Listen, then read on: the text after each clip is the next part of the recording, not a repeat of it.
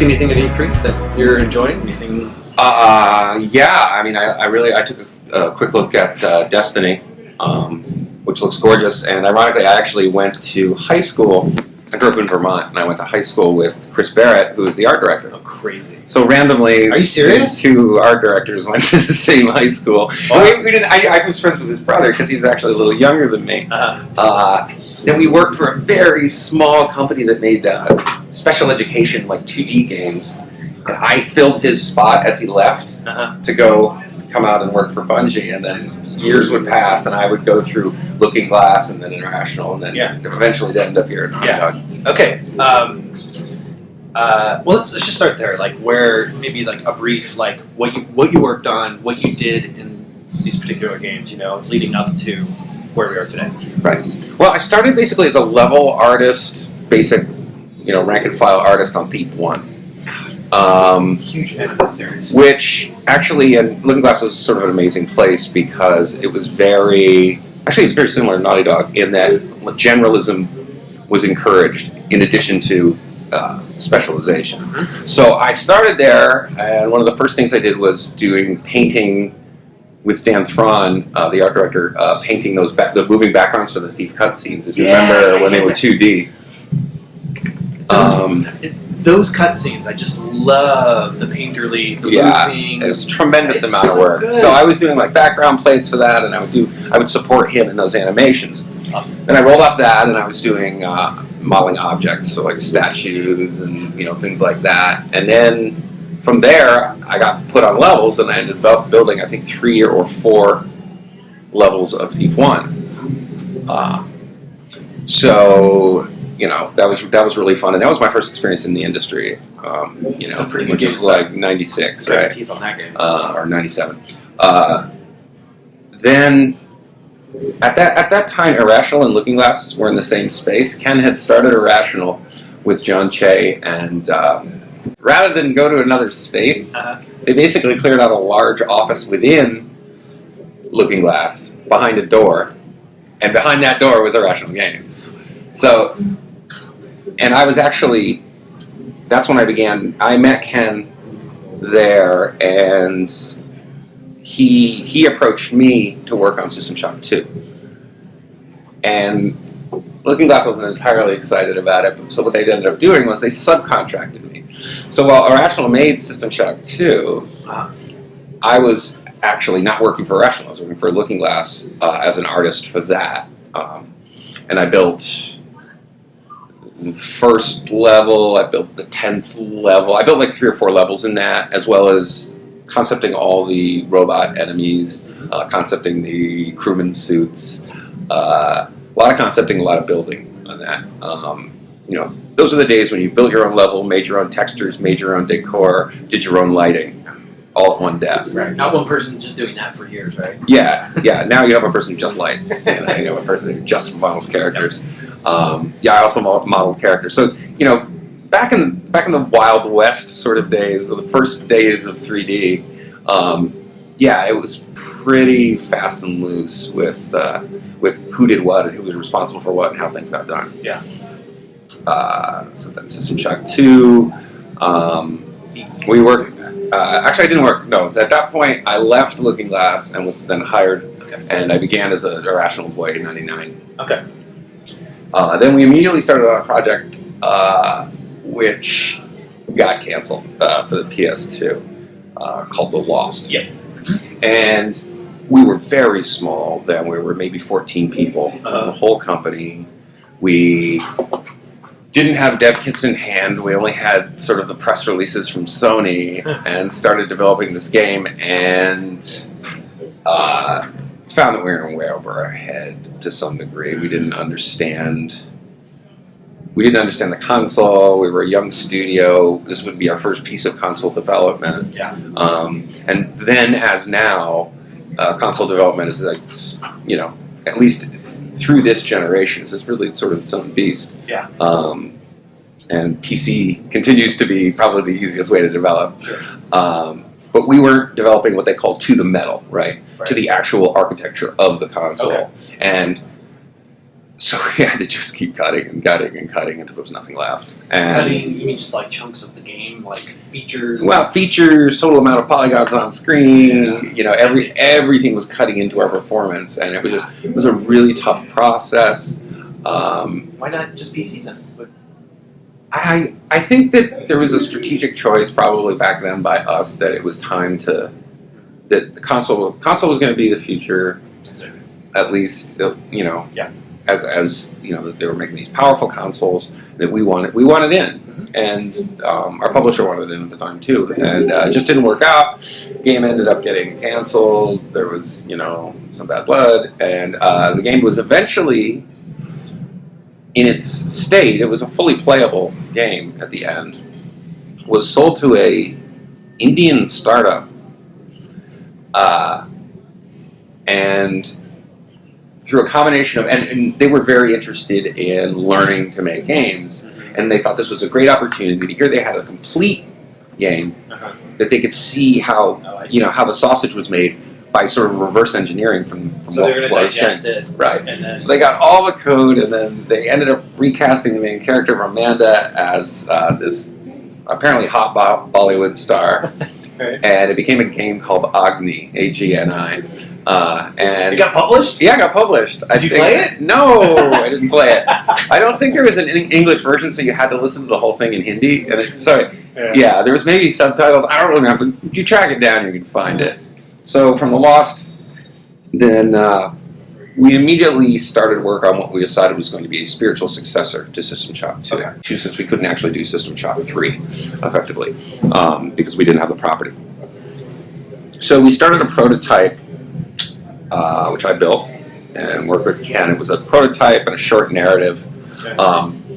It was a super futuristic world, undersea. Okay, a lot of glass tubes and, but ultimately like a very sort of Ridley Scott kind of vibe. Yeah. That it was in no uncertain terms a space station underwater. Okay.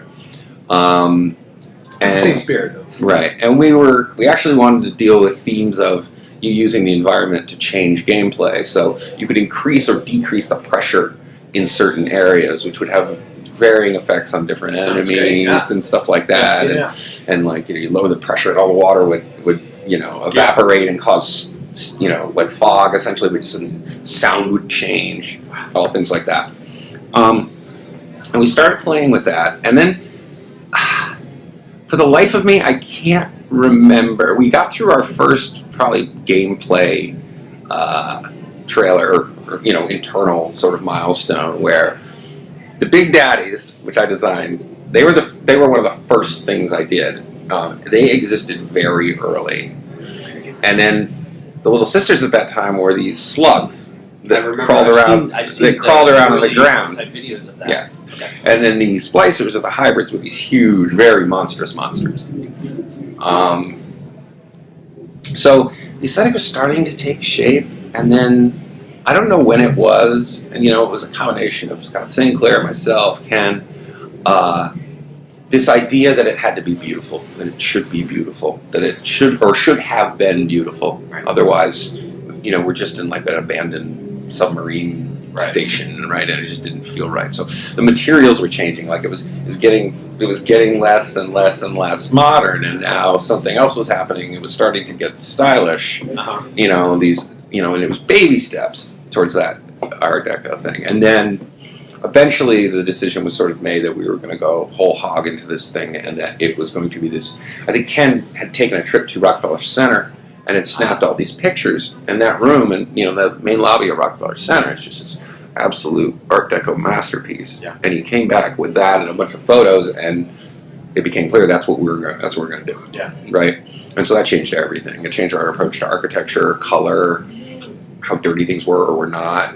Then all this stuff came in. Then Ken started to tap into this from the political feelings of the 1940s, and the Ayn Rand stuff came in, and objectivism, which is how things work at Irrational.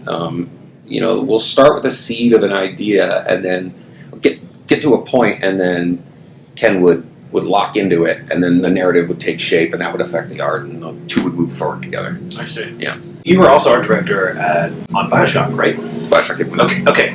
Yeah. Infinite, but also Bioshock. Yeah, technical art director on Bioshock. Okay. From my perspective of what an art director would want, that was really, really, you knew what you want from the beginning, I felt like. And Bioshock, it almost... To some degree, and we talked in other areas about how we had started with this very sort of European look. And it was very much a European city. And then, again, the same thing happened. American exceptionalism narrative came in, and we basically shifted over. I see. Yeah, I mean, look, it's the credits thing is just that standard. That's industry standard. That's what you do. Yeah. Okay. If you're not there, and look, the last 6 months are really, really important. And it's when a lot of things happen, and a lot of decisions get made, and the entire game. It's to acknowledge a single person as responsible for Infinite and for Columbia is sort of ridiculous, right? Yeah. There are things that are coming from junior artists up. There's things that are coming from Ken down, and then there's all this interplay between me and Scott Sinclair. Scott was the lead environmental, and then when I left, he took over back as art director. Yeah. There's so many conversations, concepts, on-the-fly decisions, happy accidents, that all contribute to make that world. And after 5 years, I mean, there could have been a meeting in year one that significantly changed. Yeah, and there was a year or two, I think. Collective. Yes, yeah, those things. Yeah, so although the industry really wants to put a face to a creation, and I understand that, you can't really. It's in some ways unfair to. It's unfair to all the people who contribute so much. Yeah. I know it's simpler and easier to be able to point at that person and be like, that person's a fucking genius, whoever that may be. Pick your industry standout name. Yeah. It's easier to do that for the press. It's easier to do that for fans. Yeah. Right. They want their Michael Jordan of games, and the truth is, the Michael Jordan of games is made up of 300 people behind him or her. Yeah. And so I understand the need and the facility of hanging creations off a single person. There's probably no industry, except maybe for film, where it could be less true. Spielberg has a huge team behind him. Right. And those are all the little people you thank at the Oscars, right? Yeah. But they're not that little. Maybe not. Right? They have a huge effect on the course and the quality of all Spielberg's products. Yeah. Right? If you had to choose one between Bioshock and Infinite, I know you're incredibly proud of both, but if you had to choose one that sort of speaks to Pete Wells as an art director, which one would you say? Yeah, it's Sophie's choice, but I mean, which one is the one that really? That's tough. I mean, the architecture of Infinite, the building architecture and stuff. That's where my true love lies in this industry, and I was able to continue to express that in Last of Us. Also, I forgot to mention SWAT4, which came between The Lost and Bioshock. That's actually one of my prouder games, even though it was an 85. Yeah. It was a on the nose tactical police shooter, clearing and flashbanging rooms. But we had made a decision very early on in that game, lest we be completely bored to death, that we were not going to make the real world. We actually inherited that game from Sierra or Vivendi, and they sent us a bunch of levels that were incomplete and a storyline that was incomplete, and we ended up first trying to adapt, and then we're like, nah, let's just start over. It's easier. And in starting over, we wanted to create a world that you hadn't seen in a tactical shooter before, right? Which is supposed to be sort of on the nose reality. You're clearing. There's a bank robbery, so we make a bank, and there's a jewelry store heist, and we do that, which we ended up doing. But the approach to take was that we wanted to show how actually terrible the places that SWAT goes is. That they don't always get to go into these glamorous places. Sometimes the people aren't worth saving. There's an ambiguity to it. So every level, we basically reconceive the world as an East Coast city, but it's not an East Coast city. It's an East Coast city through the lens of David Fincher, right? Yeah. It's like Seven. Right. It's always dark. It's always raining. Right. Things are just unbelievably grim. Yeah. Like one of the very first missions, you go to this Chinese restaurant, which is under an overpass. It's like it's in Queens. It's this horrible little restaurant. And upstairs is an apartment, which is being leased to the person you're trying to find. Yeah. And you get up to the apartment, and it's dirty, and there's clothes and beer bottles everywhere, and a game console. And then you go into the bedroom, and you see that there's a little child's playpen. So you know this is just this horrible, dysfunctional, probably abusive family. Yeah. And the guy's in the bedroom, and, you know, depending on your tactic, you either arrest or kill him in there. And that's it. And that's it. And it's this ugly, ugly, ugly place to be. Yeah. And so we took that through, you know, every area we did. You know, we had one that was sort of based on Silence of the Lambs, where a student was being held in this basement.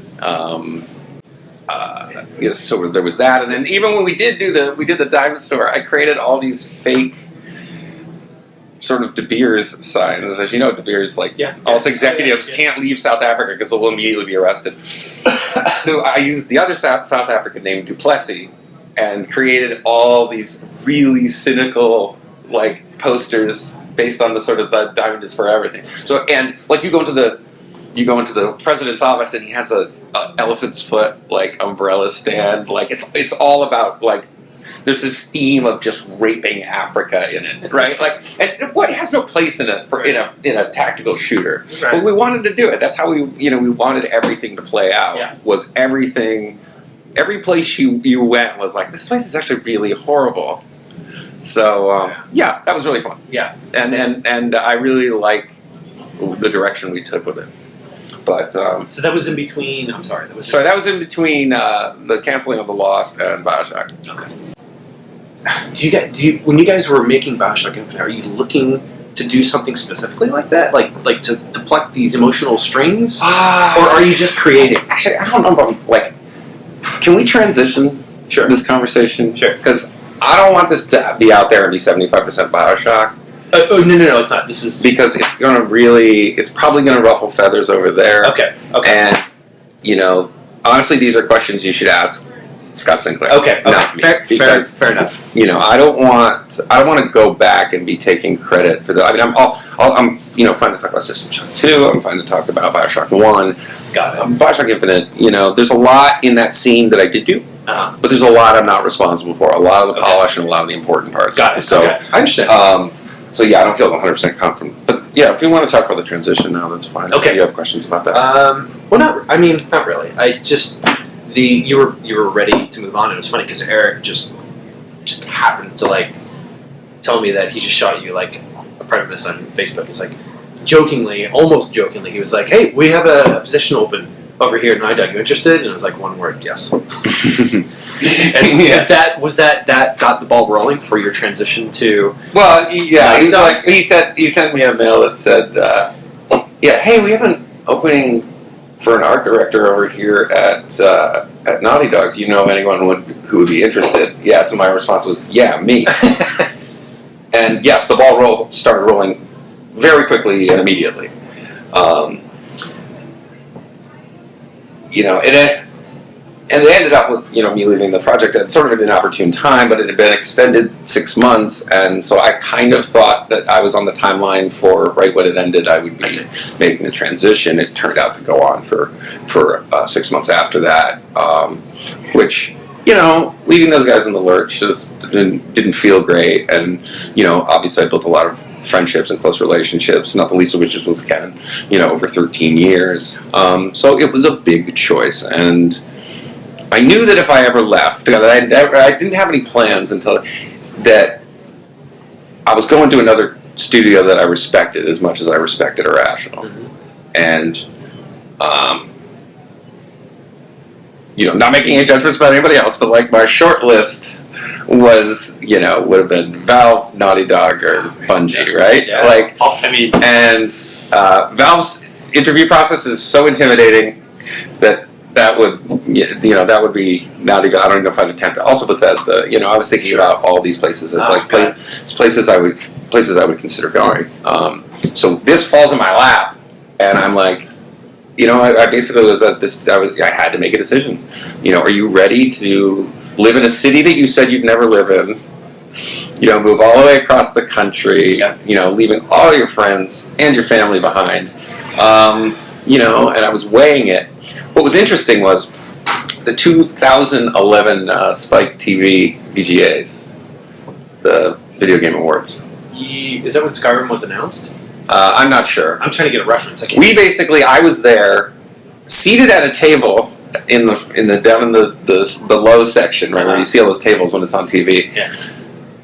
Where there was me and our marketing person from Irrational, and the rest were all Naughty Dog. And we were showing our trailer, our first introduction trailer for Bioshock. And then they showed their introduction. They hadn't mentioned anything for The Last of Us. And so I'm sitting there with those guys watching this thing. And Troy Baker runs over to me. He's like, dude, you gotta watch this. Because, of course, he's in both games. So you didn't know about the trailer at all? No, they had kept it super hush-hush. Okay. Troy knew about it, but they wanted so they were able to keep it completely under wraps until those VGAs. And so Troy comes running over because I had known him from playing poker. And he's like, yeah, dude, you gotta watch this. And then I realized, as it's up, I'm like, oh, he's playing this guy too. Yeah, right. And so that game was very much in my mind. Uh-huh. Then I was like, oh, wow, I'd really like to work on that. And sure enough, just a handful of months later, then this guy reaches out to you. This guy reaches out to me, and I make the transition. So that's sort of how that happened. It's funny because as I was trying to prep for this interview, there's a couple podcasts that I kind of keep off to the side that I want to listen to over and over. There was an interview that was done with Game Informer, and it was you, Ken, and another guy, I can't remember who it was, but you guys talked about just inspirations. And The Shining, of course, came up quite a bit. But one of the things you mentioned was urban spelunking. And how it was you said, one day it's going to affect. This was like 2 years ago, I think. Mm-hmm. And you're like, one day, I don't know how, but it's going to affect, or somehow I'm going to be involved with that and video game. And so now you're working on The Last of Us. Yeah. Is this like the dream project, or is this? Oh, I think it was very much.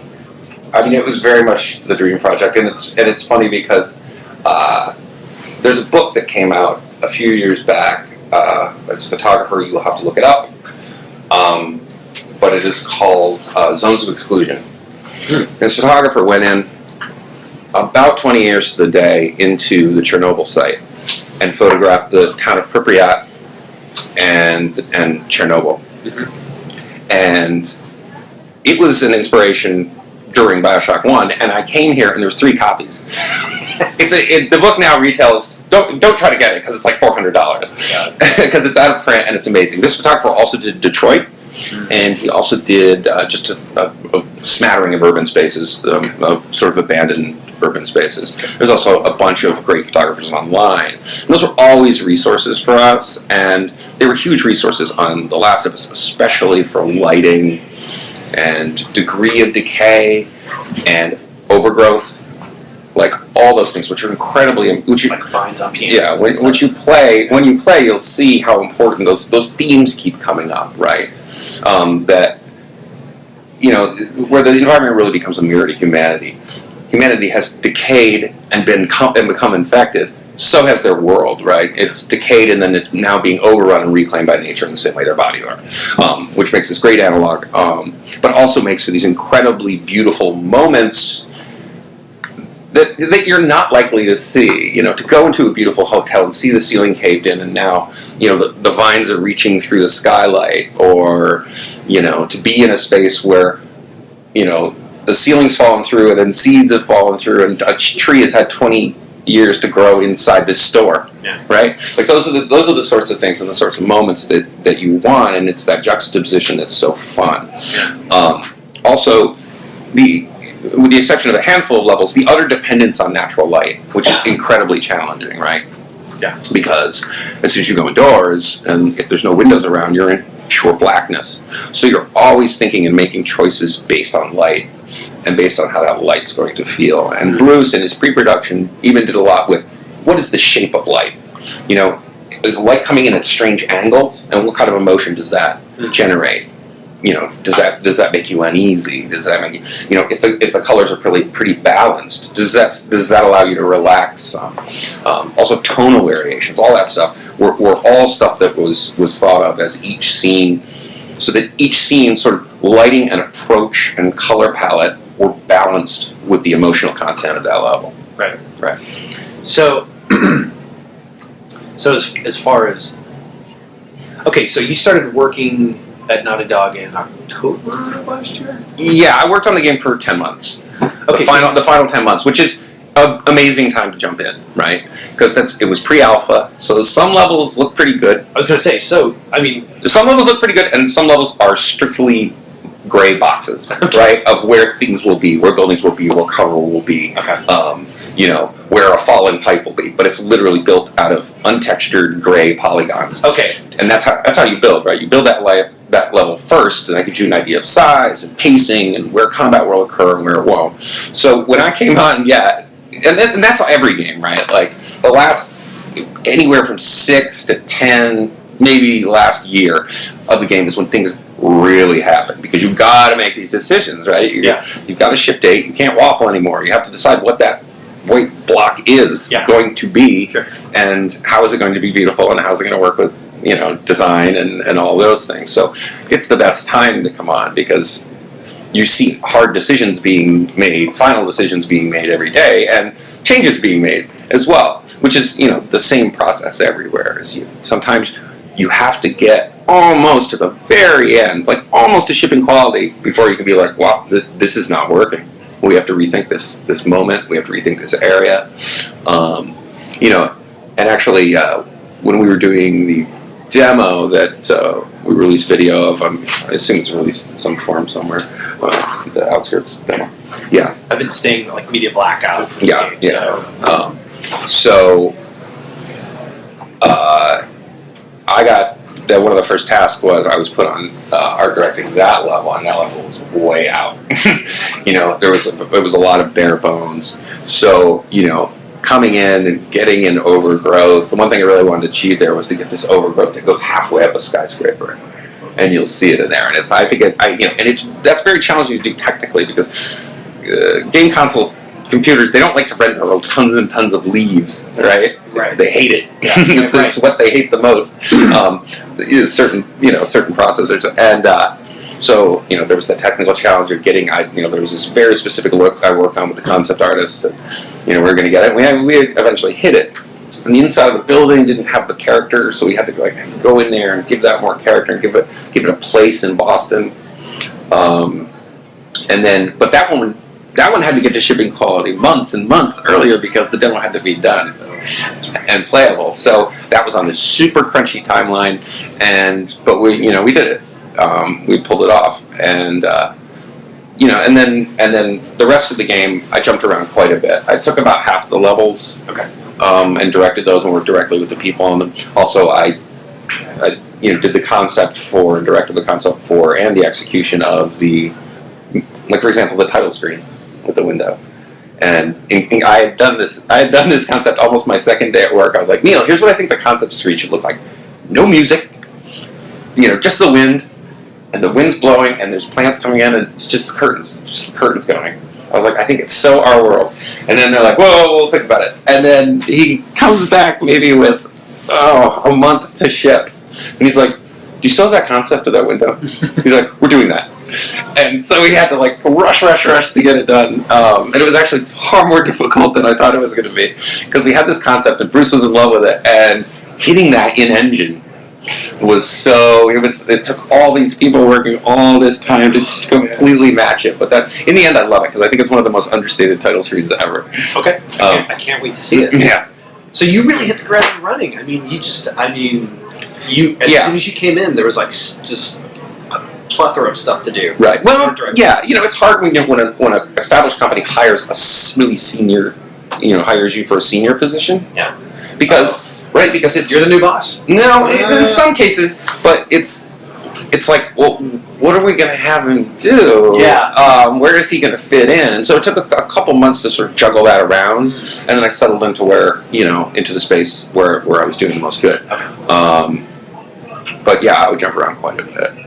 I could see you like on day one looking at all this stuff going, holy shit, I cannot wait to sink my teeth into. Yeah. All these awesome things that we can do with this. It just sounds like right up your alley. Yeah. It was right where I wanted to be. Awesome. I mean, absolutely. In fact, I wish I could have been there even earlier. But no, I got to put a lot of good work in, I think, and you need that time to form relationships with your artists so that you understand their strengths and weaknesses. Sure. And are they fast? Are they slow? Are they better at this? Are they better at natural terrain? Or are they better at hard buildings, hard surfaces? Yeah. Everybody's got sort of a special skill set, and different levels of technical proficiency, and it's all over the board. So you really need to know the individual level builder, an individual texture artist, an individual lighting artist. You have to understand their work before you can really effectively direct them. So it should have taken a couple months to settle in, right? Yeah. Because I had to learn those things. Sure. More than it was at times frustrating because I know the industry, and honestly, one of the most shocking things is there's so many shocking differences to Irrational and so many shocking similarities. Mm. I've been in this industry for 15 years, and the technology has changed significantly, right? The industry has changed. The amount the industry rakes in each year has changed significantly. What hasn't changed is those relationships that I have conversations. I had conversations on The Last of Us that I had on Thief 1 15 years ago, right?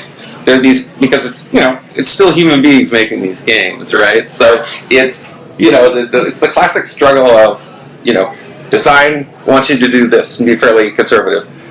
Art wants to be very liberal and get as much art as they can, and then programming has to say, well, neither of you can actually have what you want. And I'm joking, but that sort of dynamic, it doesn't matter where you go, what studio you go to. Yeah. You'll see these same sort of dynamics develop. Now, there's market differences as well. I think one of the incredible things about the Naughty Dog ethos is this idea of check it in and ask questions later, right? So if you want to try something, put it in the game, and we'll see if it works.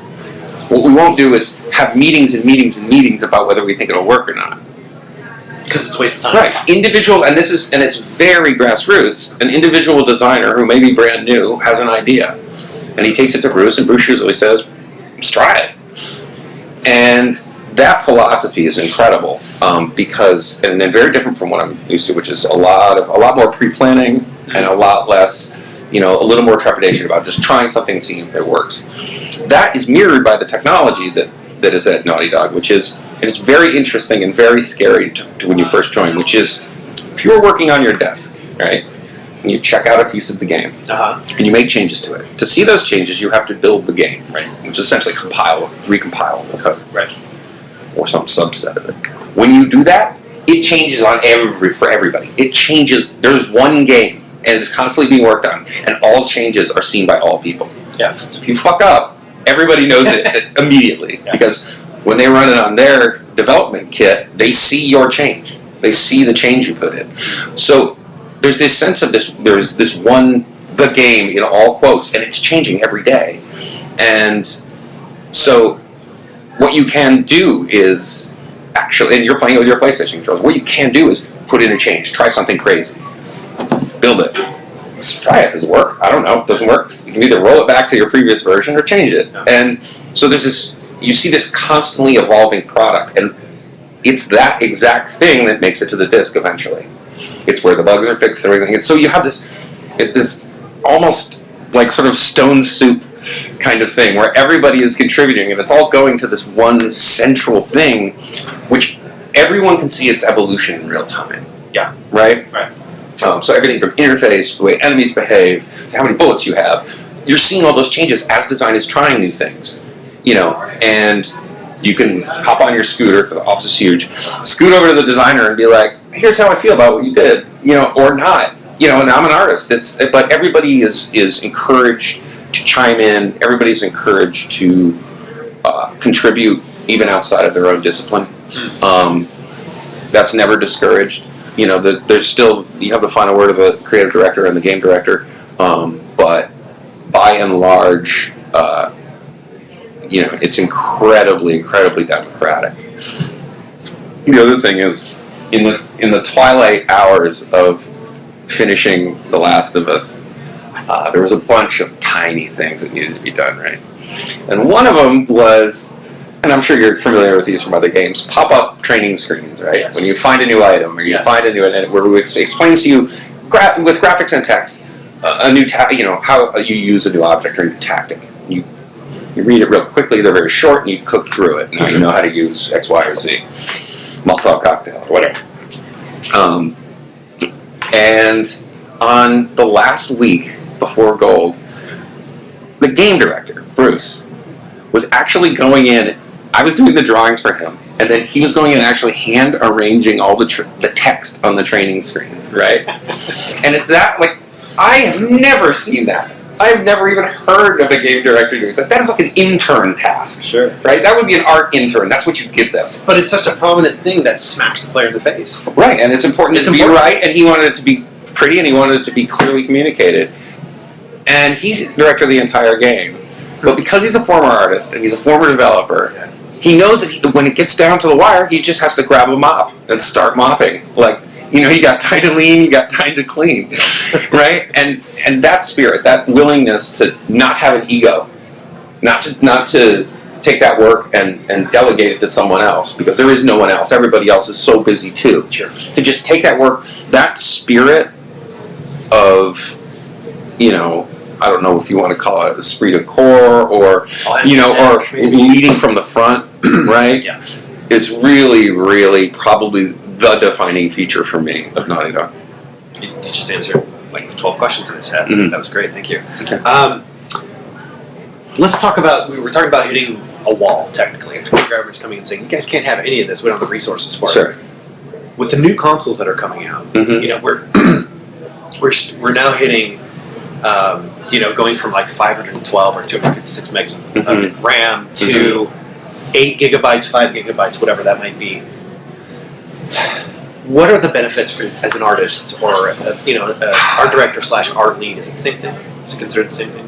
It depends on the task. Our director is more of a per game role that you get. Okay. But the lead is the actual lead artist. Okay. So as an art lead, what does that mean to you when you hear about all this processing power, all this RAM? I mean, because I would imagine as an artist, you want to see the highest fidelity of your work in the game, texture quality and stuff. Yeah. Is it intimidating? Is it scary? Or is it finally... It can be. And here's the little one problem is I'm not a gearhead, really, about computer architecture and computer hardware. Right. So in a lot of ways I rely on some of our really highly technical artists like Tegan Morrison and other people and Tate Mazzesian to really come back and say, okay, here's what we're going to gain and here's what we're going to lose, because there's always a trade-off. There's always something you get by moving to a new architecture and something you don't, and all kinds of new technology for dealing with texture and getting better texture quality and getting better fidelity and all these different things. And in some ways, I'm just learning from them as they're learning and investigating. Because remember, we haven't really had the chance to get into the guts of the new console. So, but that's what we're doing now. So to find what we're going to find is your most technical people will sort of dig deeply into performance and what we can do as far as texture and polygons and transparency and foliage and all that stuff, and then they'll come back to us with guidelines. And my focus is definitely more on the visual composition and narrative composition of the art. But you always have to have at least a working technical savviness to make that all work effectively. So you're looking forward to it? Yeah, very much so. What has impressed you most about the Naughty Dog art team? I think the skill level is absolutely unbelievable. I think the commitment is unbelievable, and the technical savviness of the team is really amazing. It's just a really remarkable, very self-driven group of people. I'm used to, from an art direction standpoint, like, being in like a baby carrier in front of you when you're an artist and trying to direct things down to the tiniest detail. I've had to step back from that a bit, but it's amazing when you can step back and see people doing brilliant things, and you can give sort of longer arch, the long arc guidance, because these artists are incredibly driven and incredibly proficient at what they do, and they take what they do very seriously. But it's still an incredibly fun place, and they're incredibly fun people. Just the overall talent pool would probably be the most impressive. I am impressed every day by someone doing something and just being sort of blown away by it. Did you have any assumptions coming in of the team? When you were coming in, like, what were you preparing for? What did you brace yourself for with the art team? Because you work with the same. I know you had new people coming in at Irrational, but you've been there for so long. What was your perception of the art team over at Naughty Dog? Well, the first thing that struck me, without a doubt, is sort of the arrangement of the company. Is that Irrational is a lot of artists who are very good generalists, and Naughty Dog is a studio with a lot of specialists who have a lot of technical knowledge. They also have generalist inclinations, but the lighters, the texture artists, the level builders, the level designers, the animators, the character modelers, they're all separate, right?